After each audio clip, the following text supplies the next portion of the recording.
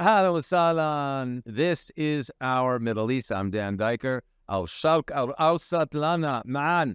All of us together, Jews, Arabs, Christians, Muslims, Druze, Turkomans, Baluchis, Alawis, you name it. This is a huge, complex, diverse, multicultural Middle East. And our program, Our Middle East, presents Israel as a small but ancient indigenous member of this Arab Muslim majority Middle East. Today, Jewish revival and religious reconciliation for the first time in centuries. And we have one of the pioneering young rabbis who is making history in Abu Dhabi. Please join us. We've got a lot to talk about.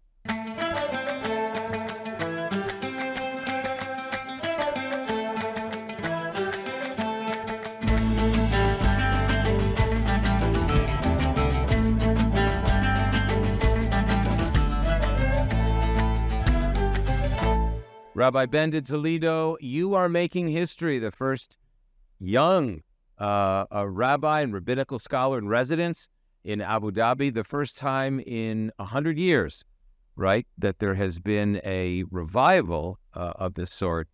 What does it feel like to be making history in the Arab Muslim Middle East as a government-mandated rabbi in the United Arab Emirates?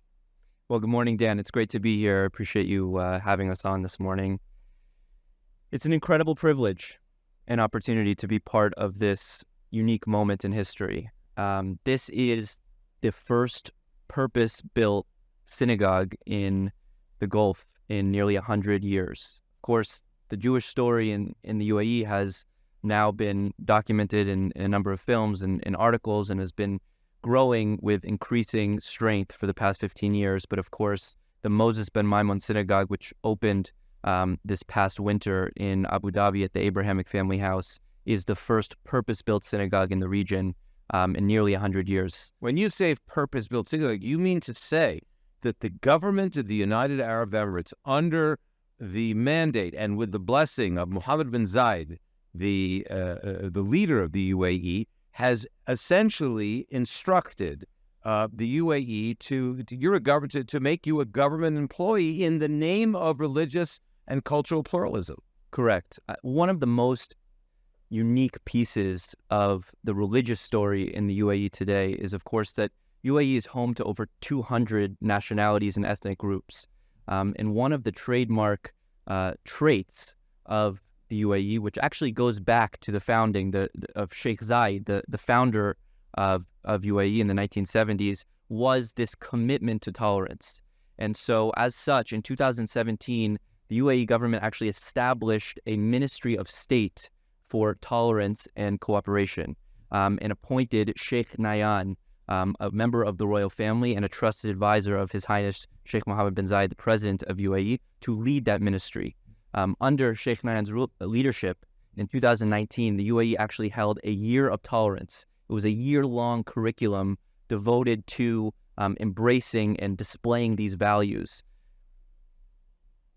essentially saying to all of the religious communities that call UAE home, we don't only want you to survive here, we want you to thrive. And that year of tolerance culminated in a papal visit, the first time that the Pope actually visited the Arabian Peninsula in the history of the papacy, where the Pope Francis, was met by the Grand Imam of Al-Azhar University in Egypt. And together at that meeting, they signed what was called the Document for Human Fraternity and Mutual Cooperation. This document outlined in concrete detail this history of commitment to embrace, to tolerance, to welcoming all those who call UAE home. And of course, the UAE does things big. And so the document wasn't just enough. They wanted to put it into action. And so at that event, shortly after that event, they announced that they would be taking that document and putting it into action by building the Abrahamic family house in the center of Abu Dhabi, in the center of the cultural district. What's compelling about what I'm hearing from you is that the Abraham family house also is home not only to you, Rabbi Toledo, but also to Christian leaders and also an imam in the same residential area. Correct. So the Abrahamic family house is actually a very unique multi-faith complex. It houses a mosque, a church, and a synagogue, all exactly the same physical size, all the same height, but totally different in terms of use proposition and internal functionality. Each building is separate but connected by a garden and a forum below for events that are hosted together. And this space, while not the first of its kind in terms of a complex that houses 3 houses of worship, for example, is the first of its kind in terms of the investment and in terms of the ambition to share that we have so much more in common than we do that separates ourselves. Are you, is there this faith-based diplomacy reality in practice? Are you having events together? Are you having roundtables together, consultations together? Correct. So as I said, the Abrahamic family house actually opened in February this past year. So we're really about 6 months in. And there was, of course, a strategic opening. The first phase, which was not simple, was from the announcement of the building to basically opening the doors, which happened in remarkable time from the announcement in 2019 till opening February this past year. So that was phase 1. Phase 2 was really about, and we're still in it, was really about establishing each of the houses of worship within their local residential religious communities. So for each house of worship, that looks, of course, different based on the nature of the constituency in Abu Dhabi. But that's really been the focus of this, I would call it phase 2, for lack of a better word. And of course, the Abrahamic family house aspires to be a leader, not just in terms of events, but in terms of publications, in terms of sharing this message with the broader world. And I think that will come later this fall or perhaps winter in terms of beginning to flex that interfaith muscle, holding conferences, publishing papers, etc., on the commonality of these faiths, but of course recognizing that they have important and unique particularistic differences. You talk about the flexing of interfaith muscles. How about flexing Jewish muscles? I understand there are some 300 Jews that come daily to the Maimonides home or synagogue in Abu Dhabi. Is that the case? Correct. So one of the things that makes this role so interesting is the multifaceted nature of it. We really have 3 distinct constituencies in terms of how we think about who are we servicing, what are we doing there. The first and primary, of course, is the residential Jewish community. At the moment, as you said, it's about 300 Jews living in Abu Dhabi full-time. And of course, that number is growing literally by the week. And from that perspective, our role looks very similar to any community rabbi anywhere in the world. And that's part and parcel of the mission, that this is, of course, a broader interfaith, multi-faith complex with ambitions beyond the 4 walls. But fundamentally, in order for it to be successful, it has to be a living, breathing, robust synagogue in the same way you would find anywhere in the world. So in that spirit, we've had bar mitzvahs, we've had proposals, we've had weddings, we've had baby namings, both girls and boys. And so from that perspective, it's very similar. Now, the second constituency is the one that is producing very large numbers in terms of visiting delegations, politicians, diplomats, groups from really all over the world. And really in the initial 6 months period, it's really already become a magnet in the organized Jewish world. We've already hosted delegations from really almost all of the major American Jewish organizations, some from Canada and even from the UK. And then, of course, the third constituency is the non-Jewish community. On a weekly basis, the Abrahamic family house hosts about 7,000 tourists. Now, many of those visitors are both coming as worshipers and also coming to learn about the other faiths. One of the unique elements of this synagogue is that for many of these non-Jewish visitors or worshipers, it's actually one of the first, if not only, times in their lives that they've actually been able to step into a synagogue, let alone meet a rabbi.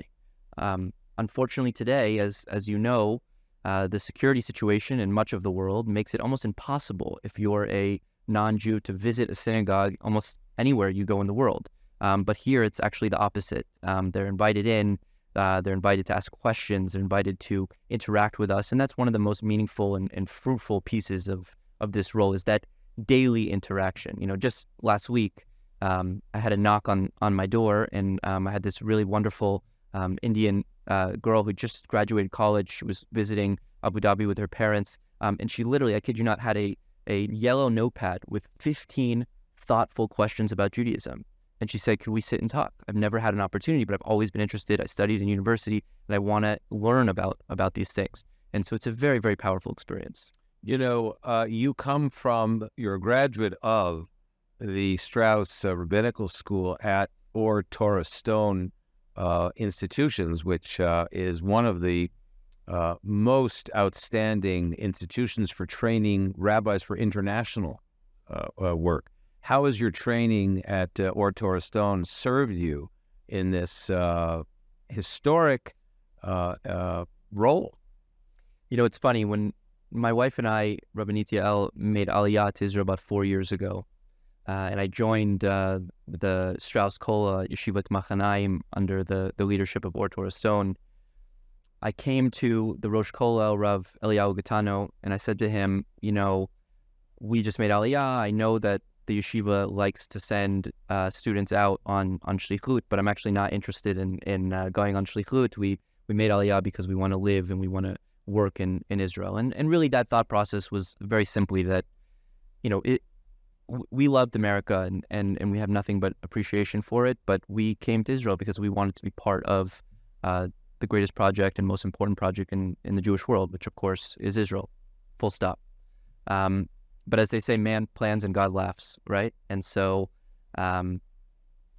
when this opportunity arose, I think when we look around the Jewish world, and this gets to how did Ohr Torah help me, was Ohr Torah Stone help me with the perspective of looking around the Jewish world and recognizing that, of course, Israel today is the most consequential Jewish project in the world, but perhaps outside of Israel, what is happening, the revolution, the emergence of a dynamic and robust and growing Jewish community in the Gulf is perhaps one of the most important and consequential frontiers in the Jewish world. And so that guidance, that ethos of shlichut, of going out and spreading Torah values, and really living up to the injunction of being an Or L'Goyim, being a light into the nation, was something that I don't think I would have gotten anywhere else. And I'm incredibly grateful and grateful to my teachers at Ohr Torah Stone, specifically Rav Eliyahu Gatano, for his guidance, which has been nearly on a weekly basis. We're in touch and been helpful on that. You know, I can share the excitement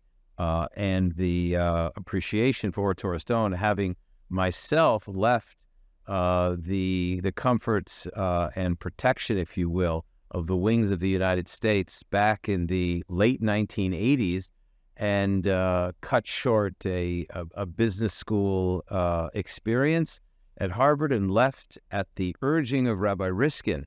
He should live to be healthy to 120, invited me to his home and hosted me for a Shabbat, encouraged me to study for those 3 years at Ohr Torah Stone.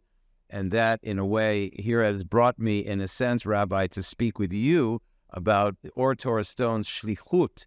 And in a way, this program, Our Middle East, is very much a product of the vision of Rabbi Shlomo Riskin, who believed back in the early 1980s that spreading the principles and the values of Torah beyond the borders of Israel and beyond the diaspora Jewish communities as they were then could actually reach this day, in this moment in the Gulf.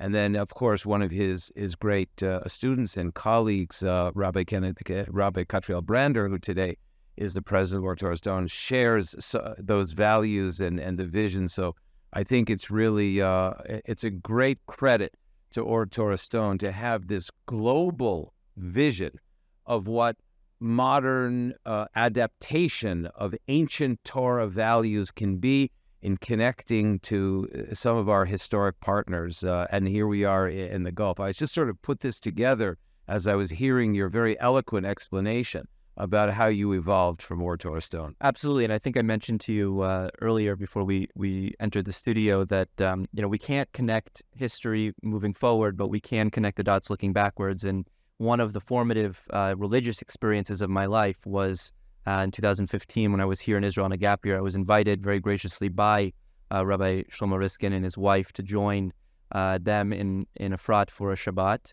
which proved to be one of the most impactful experiences of my life. And over that Shabbat, late nights of conversation, Rabbi Riskin was incredibly inspiring and influential in terms of my decision to ultimately pursue rabbinical school. And I knew when we made Aliyah that Ohr Torah stone was absolutely the path to go down. And I'm incredibly grateful. And of course for Rabbi Brander as well, who has taken that baton and carried it forward so strongly. And has also been an incredible mentor along this journey. Absolutely. And I was thinking about some of the Rabbanim, the rabbis at Ohr Torah stones, the great Rabbi Dr. David Ebner, who was there for so many years and taught the Rambam, Maimonides, to us as a foundational ethical document. And here you are in the Maimonides Bet Knesset, the synagogue. Is there not a small touch of irony that the Rambam, that Maimonides was perhaps the most celebrated and Jewish leader of Egypt in medieval times, and here he has been sort of reestablished in the strangest of places where he may not have understood that he would be revived in the 21st century in the Gulf as opposed to in Egypt, where he was the medical, he was the physician to the Sultan and other senior and other leaders of at that time in medieval Egypt. Absolutely, as I'm sure you're aware, there's no coincidence in terms of the naming of the synagogue. I think when the leadership, specifically Chief Rabbi Yehuda Sarna, was involved in the consultation on the Abrahamic family house during its development phase, and when they came up with together the name to name the synagogue in honor of Rabbi Moses ben Maimon, it was not a coincidence. And of course, the Rambam, while he didn't live in the UAE, he certainly functioned in this region and functioned in this language. I mean, the Judeo-Arabic of his writing is seen most chiefly throughout his works. And that is a legacy that is emblematic, I think, of the vision and the idealism of what this religious moment, this revival moment in the region represents. Of course, the ingenuity, of course, the indigeneity. Of course, the indigeneity of the Jews in the region is something that goes back 3,600 years. I mean, you just, obviously not as robustly in UAE, but really around the area. And so it's not totally unusual that you would have this moment happening here. This is where our religions, both Judaism and Islam, came to be, and of course lived together for so many years. We have so much in common, namely the one God. And this moment is an embrace of that cultural unity, and it's one that we represent and try to share in terms of our mutual values on a daily basis. I'll just share very quickly one of the most powerful moments of the last 8 months of living in Abu Dhabi has been actually the staff training at the Abrahamic family house. One of the series of ongoing educational initiatives that we've developed is actually a staff religious explanation series. And so myself, the imam, and the priest are giving the staff a series of 3 lectures about each of the religions. And you see the beautiful differences, but of course the similarities through those presentations and through the way in which we all come together. It seems to me, Rabbi De Toledo, that you've created a prototype here under the watchful eye and the generous blessing of the UAE government, Mohammed bin Zayed at its head, to create a completely new embodiment of faith-based diplomacy, of really beginning to connect faith leaders in Abu Dhabi and from around the Arab world, all of whom have great respect for the UAE. And so there that you are, it's not that you're just a rabbi in a synagogue that was built by the local Jewish community or the international Jewish community, or more commonly, the American Jewish community, as happens so frequently. But in fact, you are a product of a concept of tolerance and a concept of mutual embrace between the three monotheistic religions by the UAE government. I'm wondering whether this really has the potential of beginning to spread the truth of Abrahamic history and legacy and heritage to others, to other countries in the Arab world.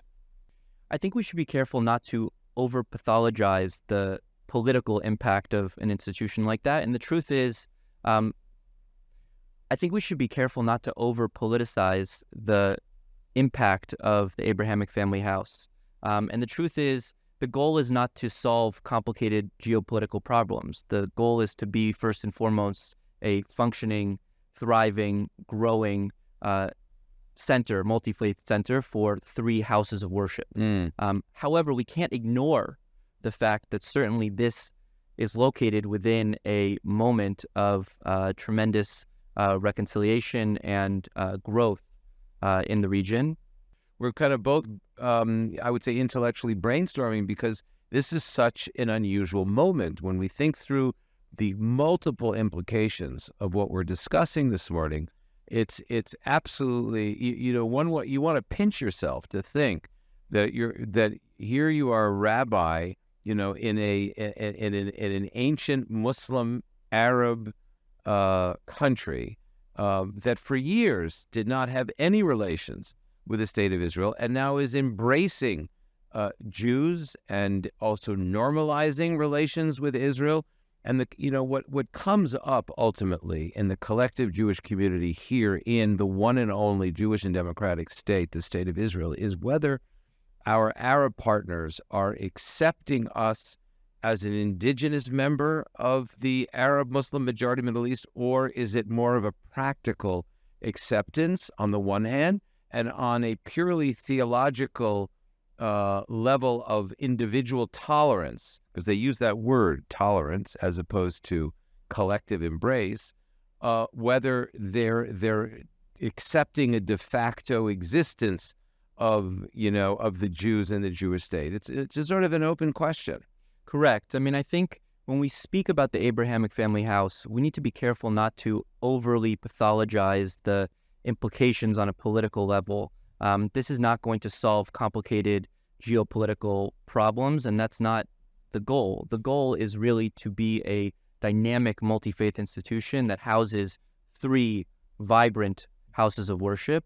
And of course, part and parcel of that mission is this people-to-people interaction. I think whatever happens on the diplomatic level, the phase that is really so critical to all peoples is that one-on-one interaction. It's getting to know each other. It's sharing each other's culture. It's inviting each other for a meal, breaking bread together. And that's one of the unique potentials of this synagogue. And I should mention also that as a result of the mandate, of course, this is a project of the Abu Dhabi culture of, this is a project of the Abu Dhabi Ministry of Culture and Tourism that not only has built and continues to fund the synagogue, but also wants this project not just to be a multi-faith exercise, but actually an intra-faith exercise as well. One of the unique elements of the Moses ben Maimon synagogue is that it's the Jewish synagogue. As I said, it's the first purpose-built synagogue in 100 years in the region. The last one was in Manama in Bahrain, the Ten Commandments house. But as such, this is the Jewish synagogue. And very intentionally, understanding the nature of synagogue life. I mean, you're looking at me and I can see on your face, there is no such thing as a Jewish synagogue. There are Reform synagogues and conservative synagogues and Orthodox synagogues and Chabad synagogues. But the government of Abu Dhabi said, no, this is going to be the Jewish synagogue. This is not going to be Young Israel of Abu Dhabi. This is not going to be Chabad of Abu Dhabi. This is not going to be the Reform Temple of Abu Dhabi. This is going to be the synagogue for the Jewish community. And in that spirit, under the leadership of Chief Rabbi Sarna and myself, we worked with Chief Rabbi Ephraim Mervis of the British Commonwealth and his team to develop a standard operating procedure in order to execute that mandate on the highest level. So while Rabbi Sarna and myself are Orthodox rabbis, and it's important that we follow halakha, Jewish law, we work to be as embracing and as catering to all of the Jews who call UAE home, and of course all of the visiting Jews as well, which is an important piece of this project and something that I think our neighbors recognize. And the last piece to your question that I would just mention is that this is a very traditional region, right? This is a region that is deeply religious, deeply observant, deeply connected to traditional values and traditional ways of life. And one of the strongest ways that we can make a Kiddush Hashem, we can make a sanctification of God's name in this world here in Abu Dhabi, is to embrace that traditionalism that Judaism has to offer. And that's what's happening at the synagogue. I mean, so often, so many of the people who are coming through the synagogue are not necessarily frequent synagogue goers in their normal lives. But something about the confluence of being in an Arab country and seeing the way in which not only they respect the Jewish faith, but that they honor the Jewish faith by building this gorgeous synagogue and being in this beautiful multi-faith center that embraces and welcomes the traditionalism of each of the religions. So it doesn't bother. So what I'm understanding is that if I'm a Reform, conservative, or Reconstructionist Jew from a community that reflects those traditions in the West, doesn't necessarily disturb people when they come into a different Jewish and Arab cultural milieu. Really one of the most powerful things that happens, and literally on an almost daily basis, as I said, we have 7,000 visitors a week, roughly, so it happens literally on an almost daily basis, is we have these Jews coming from all over the world who come into the synagogue, and they're overwhelmed by this embrace. And even if they're not normally accustomed to wearing a kippah, to putting on a talit, a prayer shawl, wrapping tefillin, they want to do these things. They want to say Tehillim with me. They want to join us for the services. It's a very powerful, powerful experience to see. Isn't that something, What's the role of history? I want to zoom out for the next 3 minutes of our chat and talk about the importance of spreading or helping to educate people in Abu Dhabi and in the Gulf and in the larger Arab world about the history of Jews in Arab lands, because there is such a rich 2,500-year history of Jewish life in Arab lands. I mean, that's not to speak of the fact that Abraham himself has nearly a 5,000-year history. He was going around, to the Jewish version of Dawah. He was preaching values and monotheism in advance of the birth of Islam, of Judaism, Islam, and ultimately Christianity. And the question is that there's a role here for some sort of faith-based shared historical tradition, so that that kind of what they call in Arabic tatbiya, normalization, has historical roots to it. Absolutely. I think the second half of the 20th century witnessed really a profound reconciliation between the Jewish world and the Christian world, of course, culminating in Vatican II. What we're seeing in this generation in the first half of the 21st century is perhaps a similar, if not stronger, reconciliation, which, as you mentioned, is actually not a new idea. It's actually a return to what was. Jews have lived in this region for almost our entire history. This is the region that was the birthplace of both Judaism and Islam and ultimately Christianity. Yeah, Jews in Yemen. We see Jewish communities very strongly in Yemen. We have Jews, of course, from Iraq, Tunisia, from Iraq. In Iraq, the Jewish community probably was there from about 600 BCE from the Babylonian exile. And we have, of course, even some small semblance of Jewish communities. I was speaking with the former American ambassador and current director of the American Jewish Committee's office in Abu Dhabi, Mark Sievers, just last week, and he was telling me that in the northern port city of Sohar in Oman, there's actually a Jewish cemetery. We have writings of certain scholars, Rabbi Benjamin of Toledo. From the year 1100 of his journeys, probably in the area of what is today Ras Al Khaimah, which is the northernmost emirate in the UAE. Of course, we have a tremendous history in Iran of Jews, and of course Morocco and Egypt. So it's really a return to that community of nations there. Wow, this is really an exciting moment for the Jewish world. I think for Islam, for the cause of freedom and open interaction certainly between Islam and Judaism. We need to continue this conversation. We want to maintain our commitment to keeping our conversation compact and to the point. I think we've done that, and I think we've honored our great teachers, Rabbi Shlomo Riskin and Rabbi Catriel Brander, the Or Torah Stone institutions, as well as Mohammed bin Zayed, and the great, courageous leadership of His Majesty Mohammed bin Zayed in the UAE, creating an example for the world of what tolerance and goodwill and embrace of monotheistic cultures can actually bear. So Rabbi Ben De Toledo, the first rabbi in a revived Jewish community in the Middle East here in 2023. Thank you so much for joining us on Our Middle East. It's a wonderful conversation and celebration of Jewish revival and religious reconciliation in the modern Middle East. Well, thank you, Dan, and we look forward to welcoming you in Abu Dhabi shortly. I'm on the way. Okay. I'm on the way. God willing. Nir Tashem. Inshallah. Inshallah. Thank you very much. This has been Al Shakal Al Sat Lana Man, Our Middle East together. Join us again next week. We'll bring you more action and more entrepreneurial ideas in an emerging Middle East with all of its dangers and opportunities together.